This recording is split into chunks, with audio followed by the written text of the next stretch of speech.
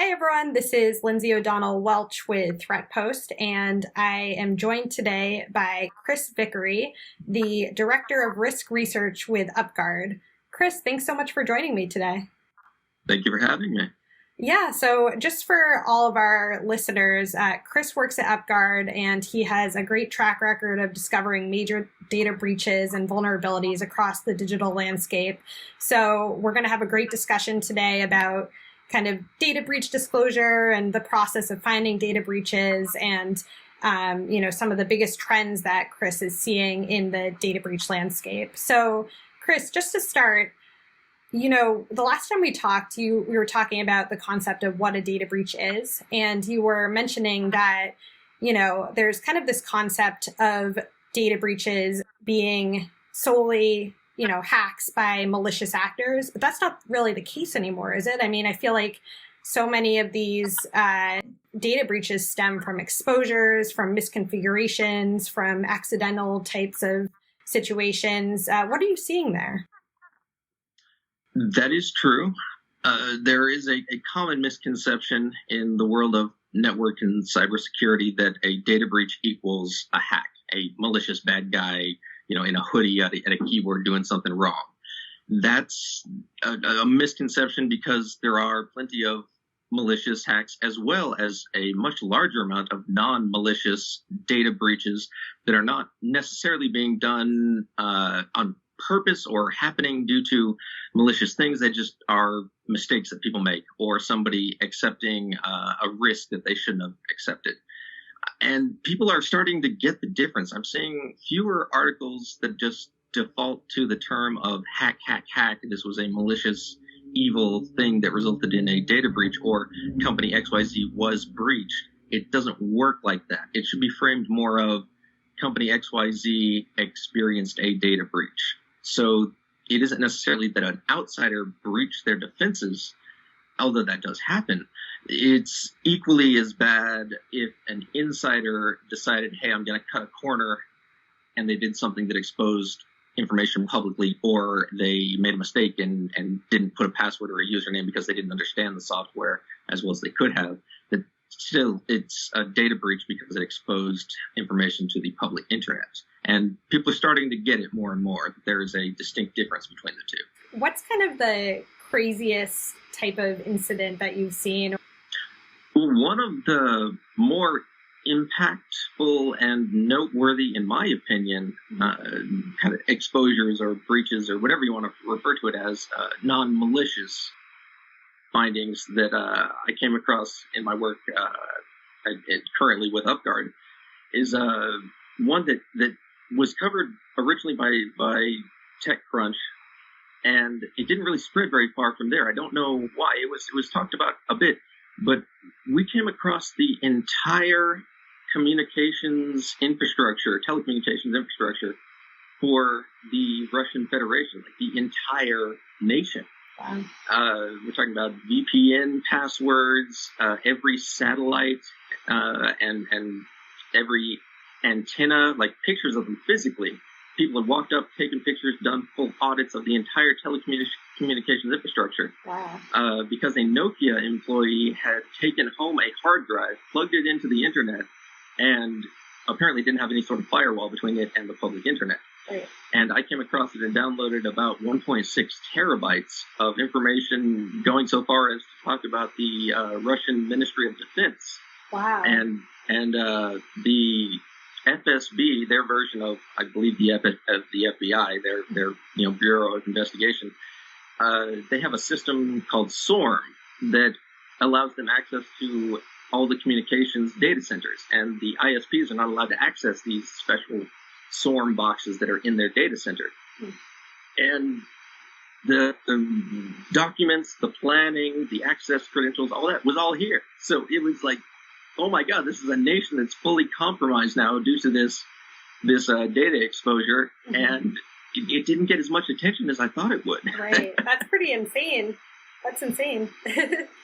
So I'm curious, when you discover those types of issues or incidents, what is the process from the beginning to the end that you need to go through when you find that? I mean, what's the initial process you're going through when you're are you looking specifically for those types of incidents, or do you kind of stumble upon this, or what's the start there?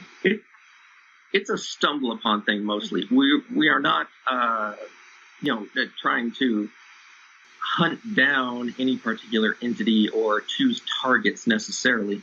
There are plenty of enterprise level clients that we have that we have specific agreements that we will watch over their stuff, but we don't go looking for other things based upon what they want us to look at, like as far as other entities go. We look over their stuff.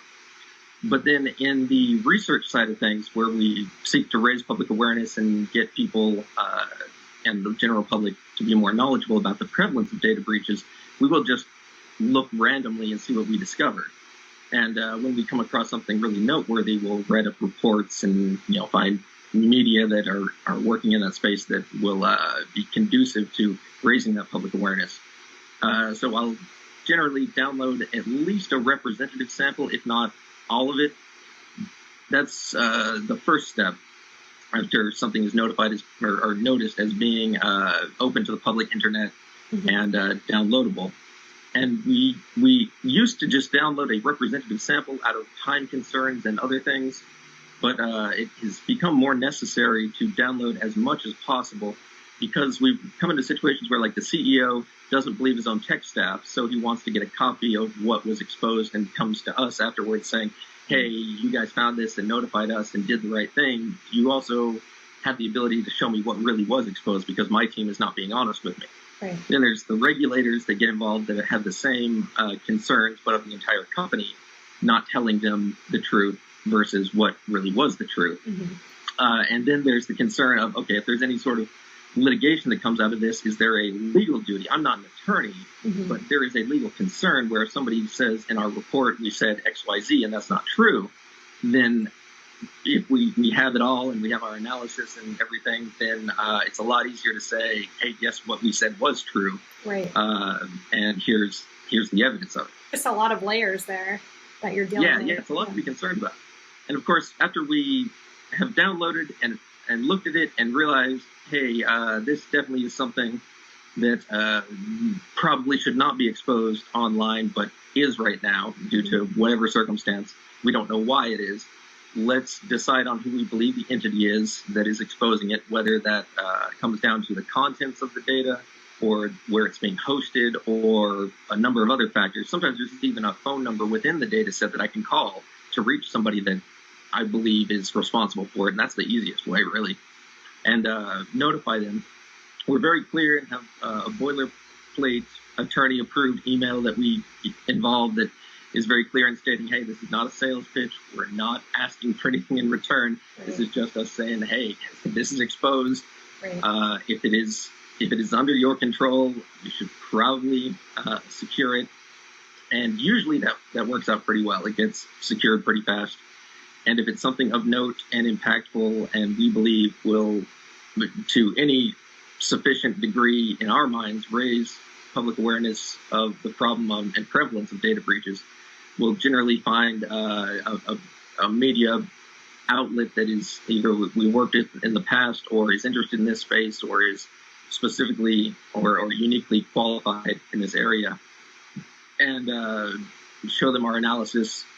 And if it's been enough time that we believe the company has had a chance to secure it, because we don't want it to be a bigger problem than it needs to be.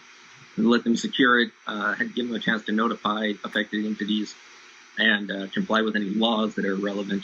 Then we'll release our report and have the whoever we've gone to with a media partnership. Usually their article comes out at the same time as our report. Right. Yeah, there's a lot of parts there. I'm curious if you're seeing that process get even crazier just with so many different pieces of the supply chain, or like, in the case of Target with, like, if say it's stemming from like an HVAC system or an HVAC third party or something, or like even with IoT devices, like if you have a database exposed, like you've got different parts there. You've got a manufacturer, you've got like the software, the application, things like that. Are you seeing that kind of make the entire data breach disclosure process a little more difficult, or is it kind of still the same as before? It could complicate things quite a bit if you allowed it to. We have done a lot of thinking and talking and planning around that type of situation. And our view on it is generally if company XYZ is a vendor somewhere that hosts the inventory of a big tech company A, and we come across a database that is containing data about company A, but really hosted by company XYZ, then we'll generally try to notify company XYZ originally, if at all feasible or reasonable or possible, because there's probably more than company A in that database, and we don't want to go down the rabbit hole of making it seem like we have a duty to let all of their customers know individually that may be affected. That sprawls into a huge exponential problem that we don't have the people to do. I'm not sure enough people in the world exist that can handle that cascading problem. And it's really up to company XYZ that is responsible for the exposure itself initially to then notify their customers down the line. And we hope they do the right thing. Well, let me ask you this. What would you say is you find a database, or like there's been a data breach or something within a company. What would be the best first steps for that company to take moving forward once they have found the data breach, in terms of what they can do from a security standpoint, from a risk standpoint, from a communication standpoint, in all the companies you've worked with, like what have you seen as being the best practices? What is the exact scenario you're talking about, where they've received a report from an outside party, or where their internal teams or systems have discovered the data has been exposed?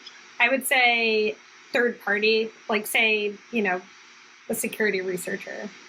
Somebody like me makes a phone call or sends an email saying, hey, yeah. Your data is exposed right here. Right. Well, in that situation, I think the best response initially would be to activate whatever protocols you have ahead of time. Hopefully you have a incident response protocol in place where everybody that is involved in the response knows their roles ahead of time and is not left questioning, okay, who's doing what now? And that would involve, hopefully once you initiate that process immediately, you can mitigate further exposure, which means close off the exposure. If it's like, say, a cloud file repository, that can be as simple as clicking a checkbox off that says make this publicly accessible. And hopefully that is as far as you need to go on that end of things to shut down the exposure, because at that point, once you are notified and you are aware as a company officially that you are exposing data, it's not good from an ethical, moral, or legal standpoint as far as liability goes to continue knowingly allowing public access to that data if it's not supposed to be publicly accessible. Once you shut down the problem, the initial problem, the exposure itself, I would probably reach out to whoever reported it and ask them any extended questions you may have that weren't covered in the notification, like are you aware of anybody else coming across it? How did you find it? Are there any additional details that you have to share about it that weren't covered in the initial email or notification?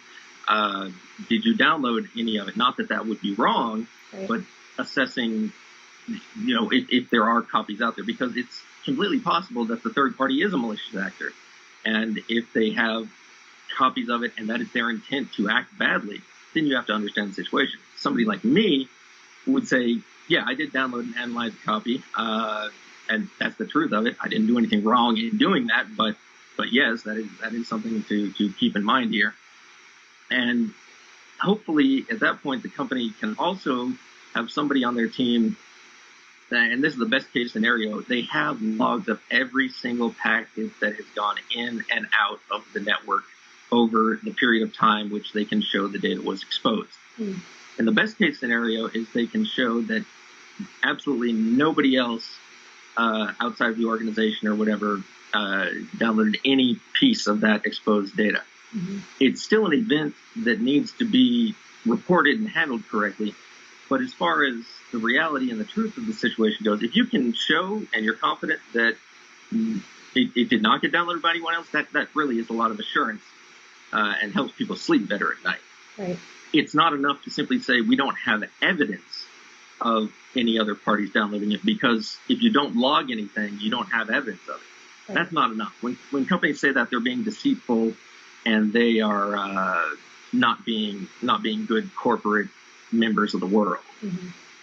And then this whole time, I would be following whatever relevant laws or regulations are there. If you are under GDPR and you have 72 hours or 48 hours, or I think it's 72 hours to notify the appropriate regulatory authorities, go ahead, get your legal team started on that, notify them when appropriate, because sometimes there are requirements that you hold off on letting the public know about it, because there's maybe if it is a bad actor, law enforcement wants you to not say something publicly due to an ongoing investigation.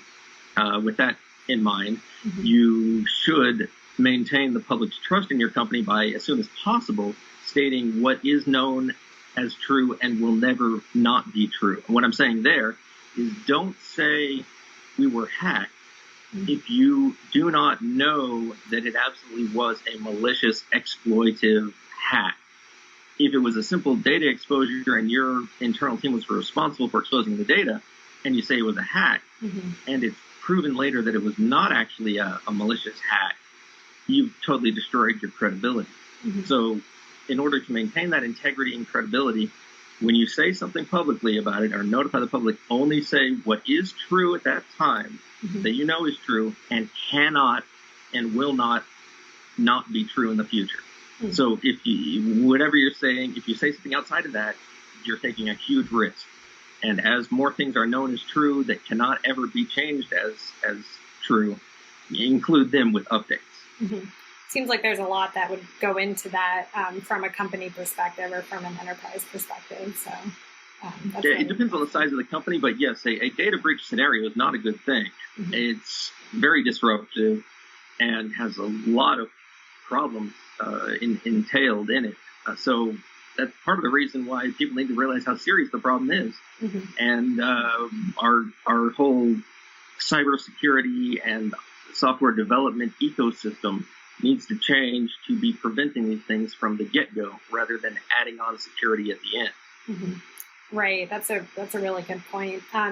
Well, before we wrap up, I wanted to ask you, is there anything, any data breach trends that we should be on the lookout for looking forward? Anything you're seeing that is noteworthy from, a data accidental exposure or data breach viewpoint, or anything from your vantage point that is really sticking out to you? Something that I've brought forward as, at first, a hypothetical, theoretical thing, but more and more is becoming relevant, that is going to blindside the world, is advances in voice cloning, in a sense. Meaning that my voice, if I call up my mother or my brother or somebody that I've worked with in the past or work with as a colleague now, and they recognize my voice, even if I'm calling from a strange number, if it's feasible that it's me and they recognize my voice and I know a few details that are, that only I would know apparently, they're going to trust me, even if I'm calling from a strange number. I could have a story that, my phone died, I borrowed this phone in the office next door or something. They will tell me all sorts of private details, passwords, potentially other things over that phone call, just because they recognize my voice. That's the bottom level trust thing.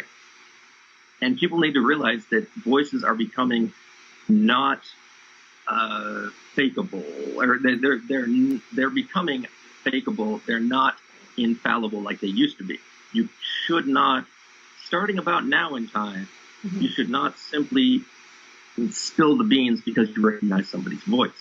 There's software, and I would assume that the big telcos have already mastered this in one way, shape, or form, and in their research labs, but more and more the commonplace miscreants are going to gain access to technology that can input lots of snippets of somebody talking and then have the ability to, in real time, alter voices to imitate that voice.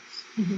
It's like the deep fakes concept that we've recently seen in the media about videos being faked of people doing things they didn't actually do simply because computers can take a video of somebody, learn about it, and then recreate it on top of a different video. Mm-hmm. It's going to be the same thing with voice. And when bad actors start using this more and more and more, there's only been one or two articles I've seen of people actually using it to fish details. But it's going to blindside the world, and a lot of people are going to not see it coming, and it's going to do a lot of harm. Mm-hmm. Yeah, that's a really good point. I remember, I think it was like a year ago, there was a VEC scam where, someone called, an employee and pretended to be the CEO or someone with the C-suite and asked them to make a wire transfer. And it wasn't the CEO, and they made the transfer and lost a lot of money. But I could totally see that even at a more kind of micro level, like, if your relative calls you and is like, hey, like I'm trying to log into our Netflix account, like what's my password again? So I could see that happening for sure. And I remember that article you were referring to, I believe, and they took it to another level where the scammers knew that the CEO had a accent, was from a country originally that the employee they were talking to was not also from. So they took advantage of the fact that if your CEO or your boss has a slight accent from being born in the country that you were not born in, you're less likely to call them out as, hey, is this really you? I mean, I think I recognize your voice, but the accent is throwing me off. You're not going to do that. That would be kind of insulting. Right. So it's even more likely to succeed in that scenario. Probably. I'm not a researcher in that sociological aspect of things. I don't want to give that impression, but It seems like common sense like that would be a natural entry level point. Right. Yeah. Very tricky. Well, Chris, thank you again for coming on and talking to us a little bit about what you're seeing with data breaches. All right. Thank you for having me. Great. And to all of our viewers, once again, this is Lindsay O'Donnell Welch with Threatpost talking with Chris Vickery with UpGuard. Be sure to subscribe to our channel and visit our website, threatpost.com.